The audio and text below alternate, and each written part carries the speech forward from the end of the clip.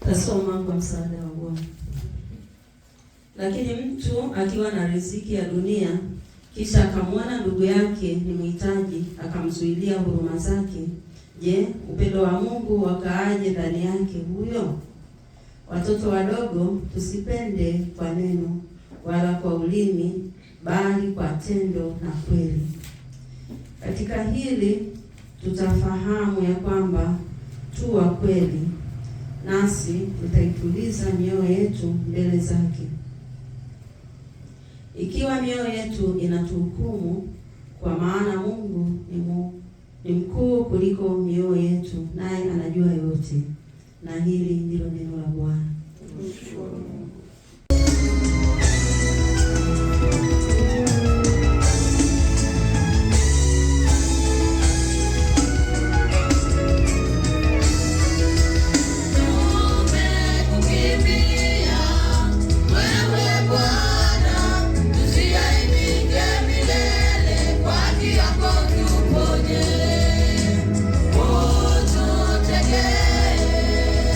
Sikio lako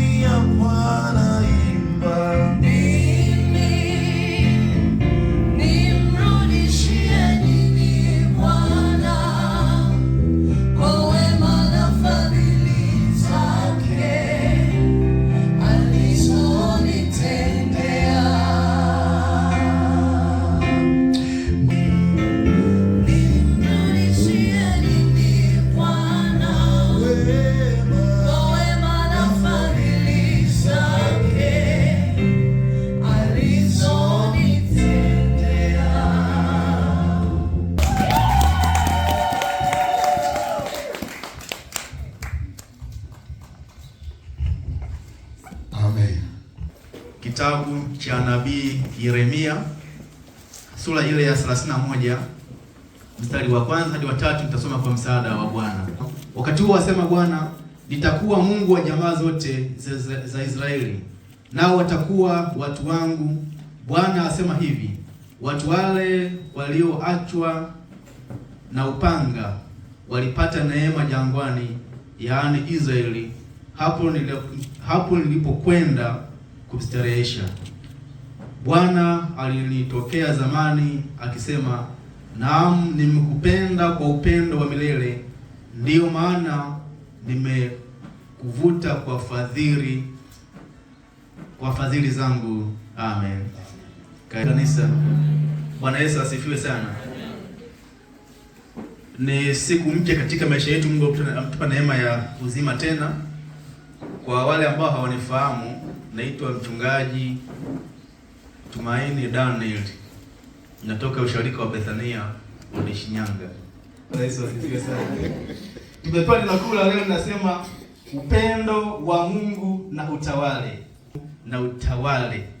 Kati na tafakari neno hili, nilikuwa napitia aina za upendo.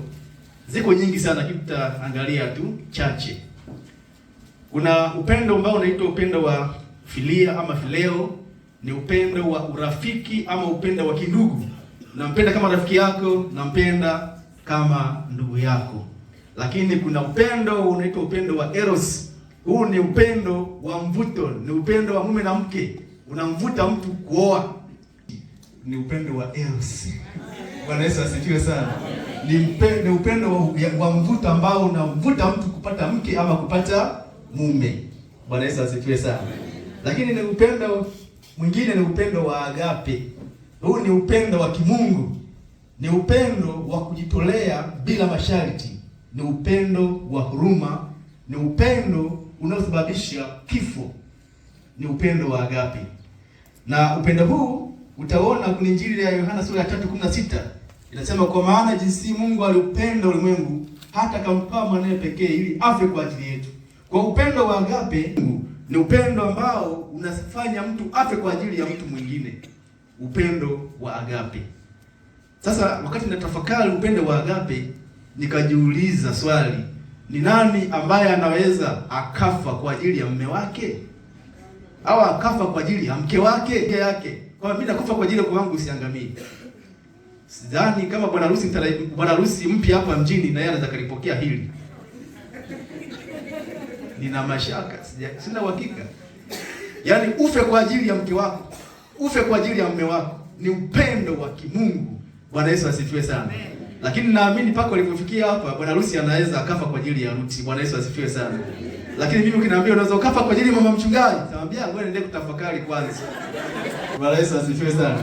Kwa hiyo upendo huu wa agape ni upendo wa kimungu ambao Yesu alikufa kwa ajili ya dhambi zetu na kutoka katika utumwa wa dhambi. Kwa hiyo Mungu anakupenda sana. Yesu anakupenda sana. Wewe fikiria kama mume wako au mke wako hawezi kufa kwa ajili yako, lakini Yesu akafa kwa ajili yako, anakupenda sana. Usijidharau. Wewe ni mtu wa thamani sana mbele za Mungu. Hata kama watu wanakudharau, Mungu anakupenda na anakusamini kwa sababu alikufa kwa ajili yako wewe. Amina. Hebu fikiria jinsi ulivyo, alafu akafa kwa ajili yako wewe. Na watu wengine hawawezi kufa kwa ajili yako wewe. Kwa hiyo Mungu anakupenda sana. Usijidharau, wewe ni wa thamani sana mbele za Mungu. Lakini Mungu hawezi akakuacha. Amina. Bwana Yesu asifiwe sana. Amina. Ndugu anaweza akakutenga, lakini Mungu hawezi akakuacha. Ni upendo wa ajabu sana kufa kwa ajili yako wewe. Na akafa kwa ajili ya dhambi zetu kutoka katika utumwa wa dhambi. Utumwa wa dhambi ni mbaya kuliko utumwa wa kimwili. Ni bora uwe mtumwa wa kimwili kuliko kuwa mtumwa wa dhambi. Kwa sababu utumwa wa kimwili unachosha mwili na unaua mwili peke yake. Lakini utumwa wa dhambi unaua mwili na unaua roho. Mtu akifa dhambini amekufa kweli kweli.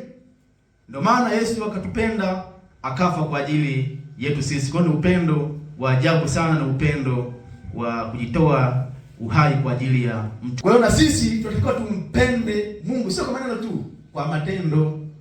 Umpende Mungu kwa hiyo upendo kweli. Mungu amenipenda mimi, nampenda Mungu. Ndio maana mtu ambaye anampenda Mungu, tukisema habari za sadaka hapa, hata hawazi mara mbili, sababu anajua kule Mungu alikomtoa. Mungu aliupenda ulimwengu akamtoa Yesu sadaka, na Yesu akatoa sadaka ya uhai wake yeye. Kwa na sisi tuna kila sababu ya kumpenda Mungu, tena kwa vitendo, kumtolea pasipo kulazimishwa. Mtu ambaye anampenda Mungu hawezi kusukuma kumtumikia Mungu, hawezi kusukuma kabisa. Awe ni mwimbaji, hasukumi kumtumikia Mungu, maana anampenda Mungu. Sababu anampenda Mungu. Mtu ambaye anampenda Mungu hasukumi na wala hakumbushi. Anajua jinsi Mungu alikomtoa. Kwa hiyo yeye anajua Mungu, mimi nitamtumikia kwa akili zangu, kwa karama zangu na kwa vipawa vyangu. Ndugu zangu, katika ujumbe wa asubuhi ya leo ambao tumeusoma kitabu cha Yeremia sura 31 mstari wa kwanza hadi huu wa 3. Kifungu hiki tulichokisoma asubuhi ya leo ni Yeremia anaongea na watu taifa la Israeli walipokuwa uhamishoni ama utumwani Babeli. Kwa sababu Mungu mara nyingi walipokuwa wanafanya uasi alikuwa anawapeleka utumwani wakajifunze kule. Na mara nyingi hawa watu walikuwa wanamwasi Mungu na kuanza kufanya ibada za sanamu na walikuwa hawatendi haki. Kwa hiyo Mungu alikuwa anapeleka uhamishoni kama sehemu ya mafunzo ya mateso ili kule wakajutie wapate kutubu. Kwa hiyo katikati ya mateso makubwa, katikati ya mahangaiko makubwa kule uhamishoni Babeli, wanapata neno la neema, wanapata neno la upendo kutoka kwa Mungu. Ndio maana kusoma Yeremia 31, Bwana anasema hivi: watu wale walioachwa na upanga walipata neema jangwani, yaani Israeli, hapo nilipokwenda kusteresha. Bwana alinitokea zamani akasema, naam, nimewapenda kwa upendo wa milele. Anawakumbusha jangwani, kuwakumbusha kwamba aliwaokoa jangwani. Pia kuna neno la kale katika ule wa Musa, na jangwa pia kuna kifungu hiki kinaonyesha mateso waliyopata kule utumwani Babeli. Kwa hiyo katikati ya utumwa na mateso, Mungu anatangaza upendo wa milele kwa taifa hili la Israeli. Kanisa linaitwa kutangaza neema ya Mungu kwa watu wote. Bwana Yesu asifiwe sana. Kanisa linaitwa kutangaza neema ya Mungu, kuhukumu watu, bali kutangaza neema kwa watu wote. Tunaona katikati ya mateso makubwa, Mungu anatangaza neema, anatangaza upendo kwa watu ambao walikuwa utumwani, walimwasi, lakini Mungu akatangaza neema katikati ya mateso. Kwa hiyo katikati ya watu wote, na sio kuwahukumu. Maana kuna baadhi ya watu ni kuwanyoshia vidole tu watu, fulani yuko hivi, fulani yuko hivi, fulani yuko hivi. Tuwaite nao tuwatangazia habari njema ili waache mambo mabaya, waje kwa Mungu, sio kuwahukumu. Bwana Yesu asifiwe sana. Maana katikati ya mateso bado walipata neno la upendo, neno la neema, tena neema, upendo wa milele kwa Mungu. Na sisi tunaitwa kuwatangazia watu habari njema, sio kuwanyoshia vidole na kuwahukumu, bali tuwasogeze kwa Yesu ili nao watubu, awasamee, waanze maisha mapya na Yesu Kristo. Jambo la pili, tunaitwa pia kuonyesha upendo kwa watu wote. Ukisoma ile Yohana sura ile ya 13 mstari ule wa 34, Injili kama ilivyoandikwa na Yohana sura ile ya 13 mstari wa 34, nitasoma 13:34. Inasema, amri mpya nawapa, mpendane kama vile nilivyowapenda ninyi, nanyi mpendane vivyo hivyo. Amri mpya tumepewa ni kupendana. Kwa tunaitwa kuonyesha upendo kwa watu wote, hata kwa wale ambao wametuchukia. Tuonyeshe upendo kwa watu wote, maana Mungu aitupenda sisi tulipokuwa wachafu wenye dhambi, akatupenda kwa ajili ya watu wake. Nasi tuonyeshe upendo kwa watu wote ambao wametuuzi, ambao wametukosea. Tuonyeshe upendo kwa vitendo. Bwana Yesu asifiwe sana. Moja kwa moja na msamaha. Upendo unakwenda na msamaha moja kwa moja. Kwa hiyo ujumbe huu wa leo pia natukumbusha kuonyesha upendo kwa watu wote ambao wametuchukia, hata kwa wale ambao wametuumiza sana. Tunakumbushwa kuonyesha upendo kwa ajili yao na kuachilia msamaha kwa ajili yao. Leo tunakumbusha kuachilia msamaha. Haijalishi muumizi wa kiasi gani. Haijalishi muumizi wa kiasi gani. Tunakumbushwa kuachilia upendo kwa ajili yao. Kuna baadhi ya Wakristo wako jumuiya moja kabisa, wala hawapendani wala hawasalimiani. Wako kwaya moja kabisa, hawatawasalimiani. Baadhi yao hawasalimiani kabisa. Wanaishi kwa maandishi. Wanaishi kwa vile vimemo. Mwanamume anaondoka asubuhi ameandika kimemo, nimeacha hela matumizi ya mboga kwenye kabati, utaangalia hapo. Mwanamke anaamka anasoma, na yeye anaona kama vile kuna mapungufu, naye anamwandikia kamemo, hela ninaachia haitoshi, naomba uniongezeni. Wanaishi kwa maandishi, sio kwa kuongea hivi. Kuna baadhi watu wanaishi maisha ya hivyo. Wapo wanaishi maisha ya hivyo. Tuna ujumbe leo tukumbusha tupendane sisi kwa sisi na tuachilie msamaha sisi kwa sisi. Bwana Yesu asifiwe sana. Kuna baadhi watu wanaishi maisha hivyo kabisa, sidanganyi, wapo wanaishi maisha hivyo. Hivyo ya kuandikiana vikaratasi. Kwa hiyo ujumbe huu leo watukumbusha tuachilie msamaha na kusameheana. Najua kabisa pengine umeumizwa sana na watu wanaumizana kweli kweli. Wanakuumiza kweli, tena mtu wa karibu anakuumiza kabisa. Kuna mama mmoja aliumizwa na mtu wake karibu, akasema mchungaji, mimi siwezi kumsamehe mpaka nakufa. Sema sasa ukifa unamsameheaje sasa? Umeshakufa. Unamsamehe kaburini. Kaburini kuna msamaha. Kule msamaha haupo. Unatakiwa achilie msamaha bado ukiwa hai. Bwana Yesu asifiwe sana. Kwa leo tunakumbusha kuachilia msamaha. Hata kama umeumizwa kiasi gani, hata kama umelia kiasi gani, hata kama umeteswa kiasi gani, asubuhi leo tunakumbusha tuachilie msamaha na kupendana tena kwa upya. Bwana Yesu asifiwe sana. Teseka sana. Alipigwa msalabani. Yesu alichelango kama ng'ombe pale buchani. Akiwa msalabani, kuna Injili ile ya Luka sura 23:34, neno lake la kwanza akasema, Baba wasamehe.